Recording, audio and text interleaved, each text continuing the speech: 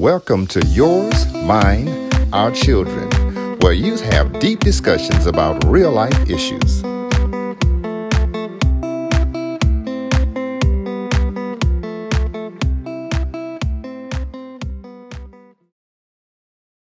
Hey guys, hey! It's your girl Felicia J, and I am back with my babies. We are in week 2 and we are back again talking about grief. Man, last week they got the opportunity just to merely introduce themselves, and I tell you, I do hope that as parents, those of you that are tuning in and you got your kiddos sitting next to you, I hope you guys all know and understand now that we all have to process grief. And so here we are, week 2, getting ready to dive in a little more and talk about grief. And as you guys know, these babies all have lost a parent. And today, we joy in knowing that each one of them have a resource. They have an outlet. They have people that love them, that care, and that's there to support them. So before we move forward, I'm going to let you guys introduce yourselves. Go ahead and tell us your first name, last initial, your age, and tell me what you like to do. Hello, I'm JoJo D. I'm 15 and I like to play the game. He likes to play Nintendo, play PS. I should have never said Nintendo. That's back in the warp ages. I'm sorry, y'all. He likes to play PS for sure, right? 4 or 5? 5. You're pro at it. You're pro at it, huh? Yeah. Awesome. Hello, I'm Dario. I'm Dario W. I'm 11 years old and I like to play Roblox with my friends. Roblox, get it, girl. My name is Edwin T. I'm 13 and I like to play football. Edwin, I hear you a star football player, huh? You got all the girls cooping around you? Yes, At least you're honest. Hello, I'm Heaven S. I'm 18 and in my spare time I like to play tennis. Hi, Heaven. You like to play tennis? Yes, ma'am. Girl, are you good at it? Yes, ma'am. You played at school? Mm-hmm. You won any trophies, gone to championships? Yes, I've won most improved player and You go, player girl. work. You go, girl. You get it. All right. Hello, I'm Kari T. I'm 13 and I like to do hair. Kari, the beautician over here sitting on the floor. That's my girl, y'all. So as you can see, I have an amazing panel. Let's give it up for our panel on today. I am super excited to have them with me. Now, let me say this before we even begin, because one of the things that I've said to them, and I'm going to say it until we're done with this segment, this is not to capitalize off of our children. This is to allow our parents and even relatives to know that our children are grieving too. I share with them, it took a long time for me to process the fact that I lost my mom, and it took a long time for me to realize that my daughters lost their grandmother. You know, as parents and as adults, we grieve, and sometimes we get caught up in our grief so deep that we forget the fact that our children are grieving too. So I say to you, to everyone that has children out there and you lost somebody in the family, that child has had to go through the same process of what you're going through. And most times we're so busy engrossed in our own grief that we forget the fact that they're grieving and we don't provide an outlet for them. And so this is what this is for, y'all. We're here to provide an outlet for them, let them speak up, speak out, and speak about the things that they're going through. So let's dive right in. Heaven, let's start with you. You're 18 and you lost your mom, and it's still fresh, right? Because your mom passed in June of last year. And so how are you coping? I'm adjusting to it. Absolutely. It's something that I can't really adapt to right away, so I'm trying to work around it. Absolutely. And I'm sure that's gotta be hard, right? Let's talk a little bit. How are you, how's your, so mom's passed. What's the dynamics of your family right now today then? I don't really have a close bond with my family anymore because it's like she was the niche to all of us. Mm-hmm. So I try and tap in with them every so often that I can. Do you have siblings? Yes, I have 2 siblings. Okay. And how's that going with you guys? Me and my brothers aren't really that close anymore, even though we live in the same house. It's like we're all doing our own thing. Gotcha. Trying to cope in our own way. Absolutely. And how old are your brothers? My older brother is 18 and my little brother is 12. Wow. So you got an 18-year-old, you 17, just turned 18 yourself, right? Are you turning 18? I'm 18. Okay, you're 18. And then you got a 12-year-old. Yeah. All 3 of y'all are having to face grief. Yes. In your own way. And you said it, like, all of y'all are coping the best way you know how. Right. And so what I want to do, and you and I talked about this, I'm going to make sure that you get the support that you need. I'm going to provide some counseling services with you, and I'm even going to reach out to your brothers. I want to be able to provide this support. So who are y'all living with, if you don't mind me asking? We're living within ourselves. Like, it's my older brother, me, and my little brother. And your brother's 19? Yes. So he now has the responsibility of taking care of you and your younger brother. Yes, ma'am. Does he work? No, he doesn't. How are y'all paying the bills? Do you mind if I ask? I work and my Nana pitches in. Gotcha. Woo. Okay. As you can see, we have opportunities, y'all, that we can pour back. I got chills. We have opportunities that we can pour back into our children. She's got her brothers. She's got a 19-year-old, 12-year-old. And I'm not going to say alone. They're not alone because they got each other. And that's the joy in it.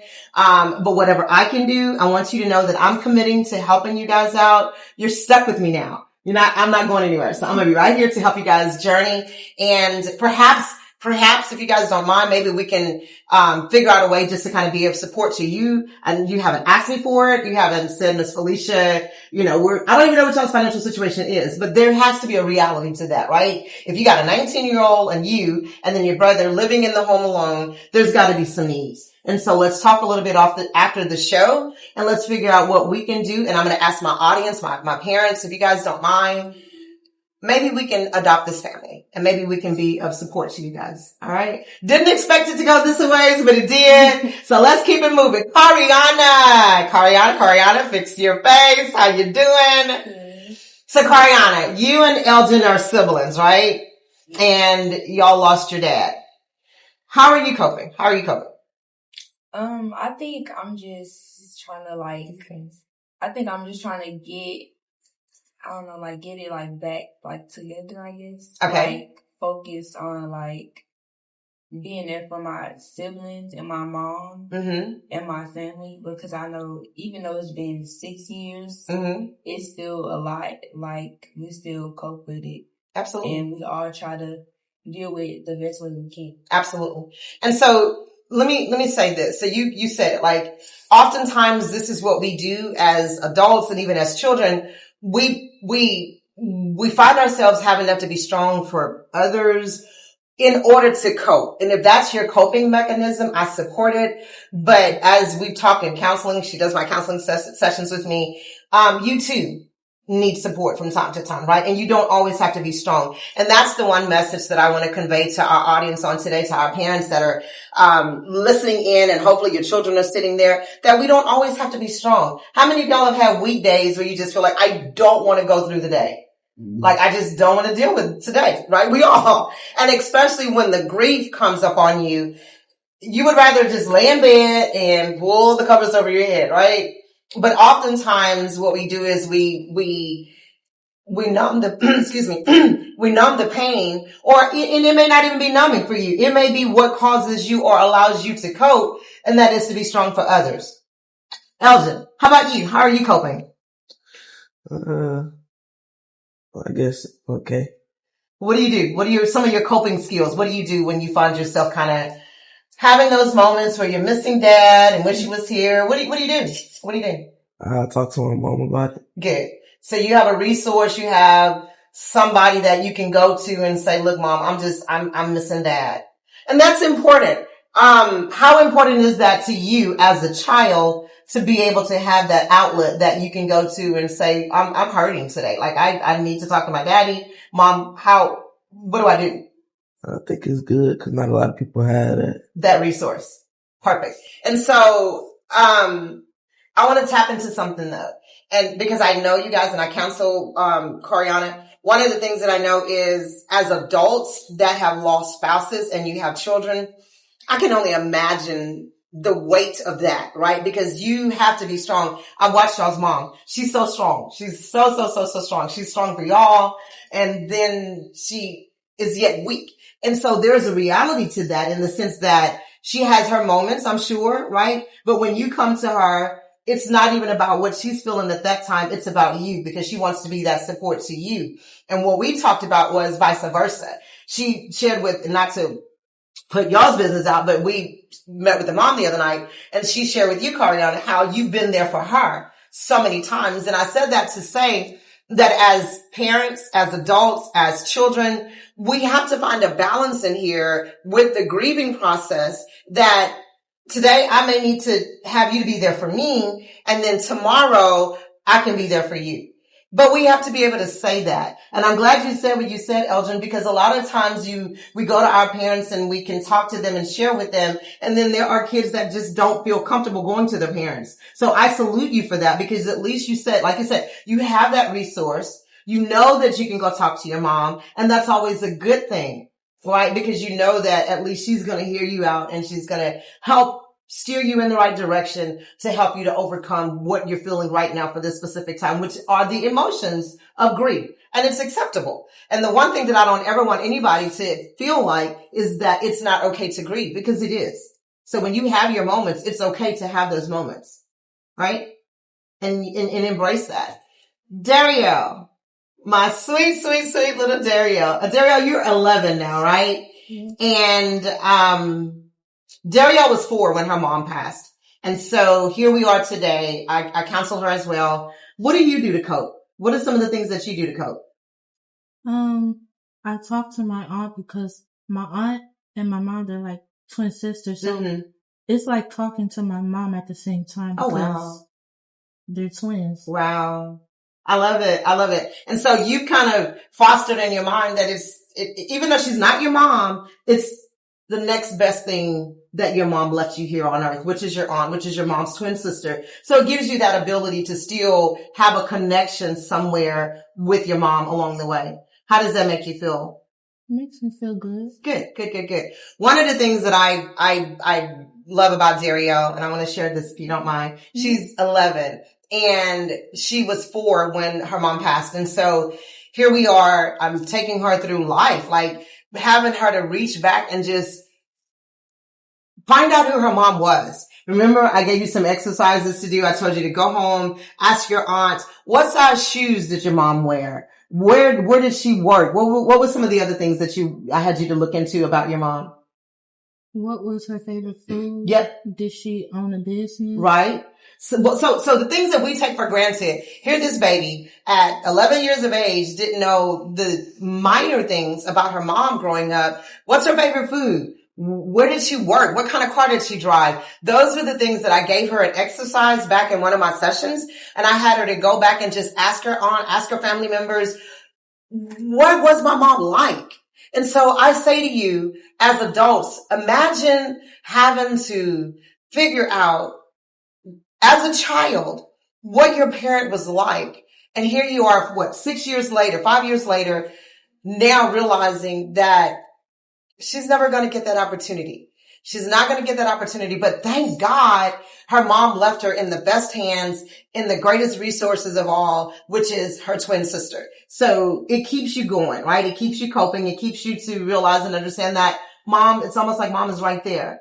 We'll talk a little bit more about some of the exercises that I had you to do. I want you to share them with the audience just to see how it made you feel. Remember, I had you to do some exercises when it came to your mom, took a picture. We'll talk about that in just a second. But I want to go to my friend JoJo over here. You and I have talked a little bit behind the scenes, and there's a reality. You're trying to cope. Mm-hmm. And a lot of times you don't know how to cope. Right? Mm-hmm. And so what do you do for your coping skills? Like, what are some of the things that you found yourself doing? Some things I shouldn't be doing as a child. Okay. And so that's a reality. He copes the best way he knows how, right? Mm-hmm. And we're not going to get into that because that ain't none of y'all's business. But he and I talked, and he finds himself when he's grieving, he does things that he should do as a child. And whatever that looks like, you guys, you got to understand. And like I told him, okay, it may be wrong, but your coping skill or your coping mechanism isn't wrong. You're trying to do what you need to do in order to just merely get through the day sometimes, because how old were you when your mom passed? 11. And how old 15. Are you now? 15? Yes, so it's 4 years later, and you're having to have to live with what your grandma and your siblings, your grandpa. without your mom. Yes, ma'am. And so you had 11 years opposite of Darielle. You had 11 years of your mom here on earth. So you did get to know her. You did get to know where she worked and her shoe size and what kind of car she drove. And so you had a bond with your mom. And not to mention, you was the first child. Yes, ma'am. Right. So I get it. Like, it's hard. I totally understand. And that doesn't make you a bad person. Just because you do things that you shouldn't be doing as a child doesn't make you a bad person. We just got to figure out how to help you cope in a better way. Yes, ma'am. And so to all the young kids, teenagers, male or female, I'm going to say to you guys that if you feel like you're a JoJo and you are doing things that you know you probably shouldn't be doing as a child, whatever that looks like, then let's get you the help that you need, because you're 15 now, you'll be 16 and then 18 and then 20 and then 22 and 24. And before you know it, you'll be doing those things as a lifestyle. And Miss Felicia don't want that for you. And that's why I have you here today, because I want you to be able to know and understand you got other kids your age that are dealing with the same thing. And all of y'all are trying to figure this out. All of y'all are trying to figure this out. Mm-hmm. Right? And so there you have it, folks. We've dived in. We talked a little bit tonight about them coping. Whether you judge them to be right or wrong, that's on you, but that's not the intent here tonight. The intent is to make sure that they have a voice, that their voice is heard, that they speak out, that they know we care, that they know that we're here for them. And not only that, I also wanted them to know that they're not alone in their grieving process. I told y'all, I lost my mom, I think 11, 12 years ago. It may be longer than that, but I still grieve to this day. There are times that I get up and I don't even want to go through the day. 11 years later, there are times that I wake up and I'm like, I don't want to do this. Or let's talk about this. Triggers. There are times that I could be scrolling through social media and 5 years ago, a post that I posted about her pops up and it reminds me of her. Or I have my mom's picture right here on the wall when I walk in the daycare every day. I look over there sometimes and there are times that I can look at it and smile. And then there are times that my heart just aches for her. Have y'all ever been in those situations? Have you ever had those moments where there's just something that triggers you? It makes you realize, oh my God, I miss my parents. Yeah, man. Yes, all of y'all? Picture of my mama hanging up right above my game. Say it again for me louder. It's a big old picture, like a portrait of my mama hanging up right above where I play my game at. Woo! And so we already know that your game is your outlet. That's your coping skill. And so you have a picture of your mom right there. Mm-hmm. And that's okay, because that's the bond and the connection that you have. You consistently see your mom, and maybe your mom is helping you win those games. I don't know, maybe you're just good at it, but she's there, right? She's right there with you. And that's the joy, y'all. That's the joy that I want to present in this, is that, you know, they got this new age thing where, you know, people are talking to their ancestors and they're trying to raise people up from the grave. I ain't trying to do that with y'all. I ain't trying to tell you how to talk to your ancestors, but I am trying to tell you to know that your mom is somewhere smiling down, looking at you guys, and they're proud of y'all. They're so proud of y'all. Your dad, he is super, super proud of y'all. And that's the joy that you take away every day. I tell myself, let me share this with y'all. As much as I've been working and when before my mom passed, I had none of this. I didn't have a business. I was broke, busted, and disgusted, living from paycheck to paycheck. And God just opened doors for me to start my businesses. And now I have multiple streams of income and I'm doing exceptionally well. But I wish my mom was here to see that, right? But I do know, if I don't know anything else, I know my mom is so proud of me. I know my mom is so proud of me. And I do what I do most times because I want to make her proud. Like sometimes I go home and I'll lay down. I'll be like, Mom, I made you proud today, right? I'll say that. Like I have this conversation in my head per se with my mom. Thank God she don't talk back, but I have those conversations. And so that's what I want y'all to start doing. Embrace the moments, embrace those opportunities where you get to say, Mom, I hope I made you proud. Dad, I hope I made you proud. And then there's been times that, I don't know about you guys, but there's been times that I've laid in the bed and dreamed about my mom. Y'all had dreams about your parents? Mm-hmm. Absolutely. Grief is real. Grief is real, and it comes in all forms. And so as we conclude today's conversation, how do y'all feel? Good. Y'all feel good? Mm-hmm. Y'all feel a little relieved? Okay. Next week, we're going to dive in a little further, and we're going to talk a little deeper about y'all's grief. We're going to talk about, we talked about your coping skills today. Next week, let's talk about answers. Let's find some answers to help you guys grieve and not feel like there's anything wrong with the way you're grieving. Okay? So let's wrap it up. Thank you guys for being with me today. Give yourselves a big hand. And so thank you guys for tuning in. This is Why Moms Speak, yours, mine, our children. They speak. Not only do they speak, but they speak up, they speak out, and they speak about the things that they are going through in life. Thank you for watching this episode of Why Mark Speaks. Tune in next week for another deep discussion with our youth.